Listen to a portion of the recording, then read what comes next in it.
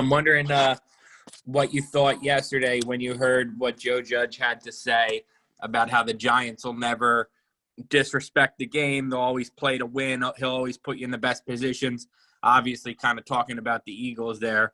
From a player's point of view, what did you think of the message?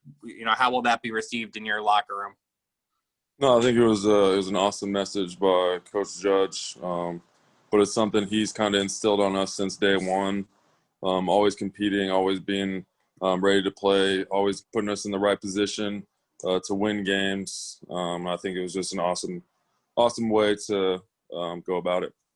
And then if I could change gears here for a sec, playoffs are coming up. You're familiar with the number 1 seed in the NFC.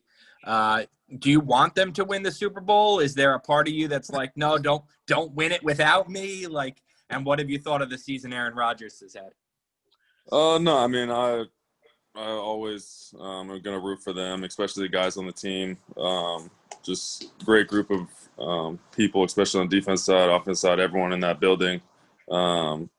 So, yeah, I'll be rooting for him, watching them play. And, yeah, Aaron's been lights out all season. I think they said he has 50 total touchdowns and crazy amount of yards, just playing at a MVP level this year. So it's been fun to watch. Chris. Hey, Blake. 151 tackles. Talk about your season, how maybe you could improve if possible, and was your first year here in New York everything you expected it to be? Yeah, I mean, I was hoping it'd be a little more opened up without COVID happening. Or was hoping COVID wasn't happening, so I'd be able to experience more. But overall, season-wise, extremely happy with how I played. Always, obviously, wanting to get better. Going to focus on just improving on all aspects of my game this offseason to make 152 tackles and X, Y, and Z more plays for my team to help us win. And then overall, just excited for this group of guys and excited to get back to work for the 2021 season. And just to follow up, Blake, how you feel about Graham getting head coaching opportunities? Yeah, it's kind of one of those, I don't know, bittersweet things. I'm like, all right, Pat, like I'm kind of that like stage 5 clinger girlfriend. I'm like, yo, you're not allowed to leave me. I'm going to find you. But no, I'm excited for him. He's an extremely smart coach. He's extremely amazing coach. And it's just, I'm happy for him. Thank you.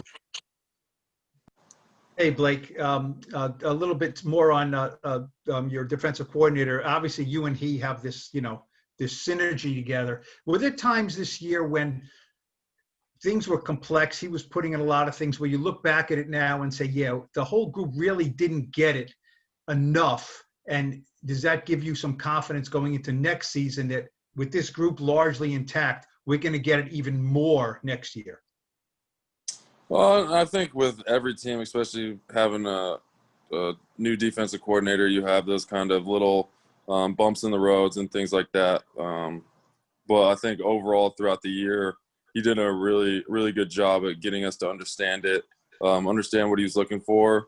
But like you said, jumping from that year 1 to year 2, it's going to be awesome to kind of find like finite details and just understand even more what he's looking for and be able to play maybe 1 or 2 steps quicker across the board as a group.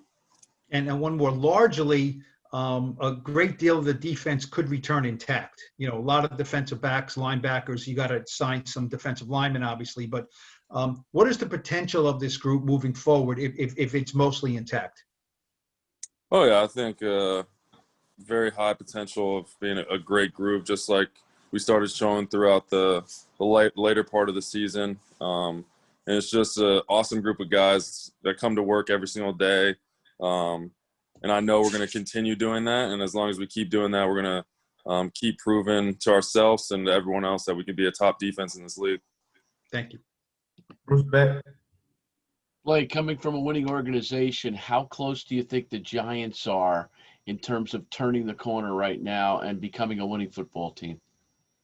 Oh, it's extremely close. I think Coach Judge kind of hit it when he's talking about it, just making and building that foundation of the type of culture we're going to have in this building for years to come, as long as Coach Judge is our head coach, which I believe is going to be a long time. And it's awesome to see. And I think you look back at all the games we had this year, the close games, the little in there, just making sure we go into next season, winning those situations, winning those crucial points in those games to pull those close games out in 2021. Look, Blake. Jordan. Hey, Blake. You talked about that foundation and culture Joe said that you guys built. I'm wondering, what do you view that as? And if you could possibly provide a little context to what that kind of means. Yeah, I think the main thing is it's a group that just comes to work every day, no matter what situation it is. It's an amazing day, bad day, good day, even day, raining, sunny, snow. Just a group that's going to compete every single chance they get to be better individually and then as a group.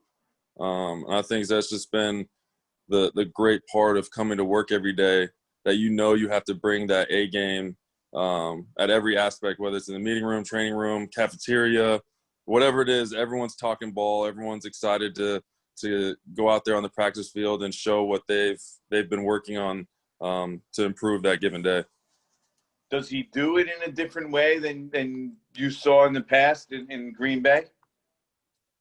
Yeah, I think every coach has different ways of kind of portraying it. I think the one thing Coach Judge does really well is he can pinpoint every aspect of what an individual is doing, whether it's the punter, the water boy, the middle linebacker, whatever it is. He's able to pinpoint exactly where you started at and why your result ended the certain way it did.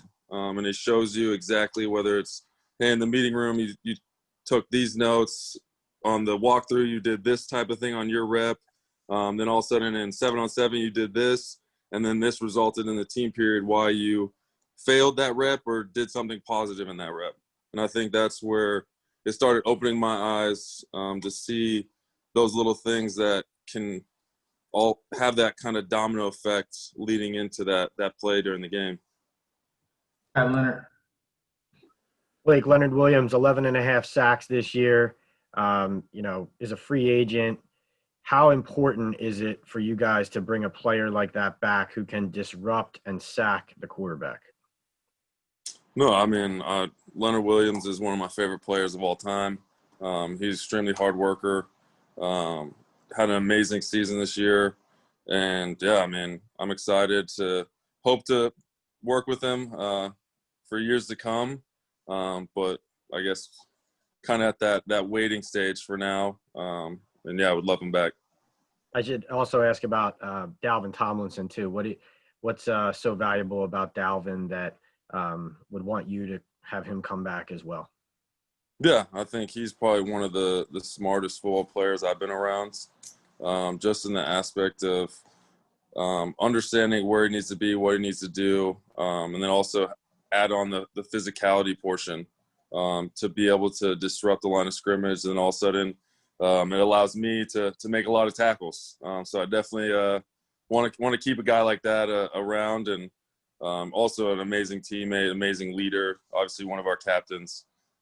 So, yeah, there's numerous reasons I could keep going on and on about Dalvin. Thanks. Zach. Hey, Blake, I was just wondering what it was like playing next to Tay Crowder. He's obviously a guy that came in as Mr. Irrelevant and played quite a bit and, had like 60 tackles or something like that. What do you think about him and his future? No, he's a great player. I actually told him, I was like, you're probably one of the best rookies I've been around in this league.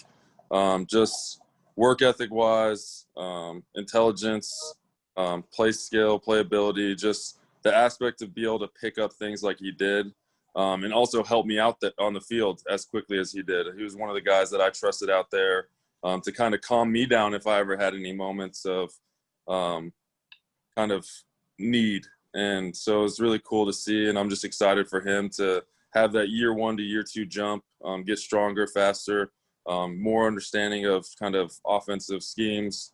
So yeah, there's sky's the limit with him, no matter Mr. Irrelevant or not. And I'm excited for years to come playing next to him. You gonna get back to Tucson? Oh yeah, that's the plan. That is the plan.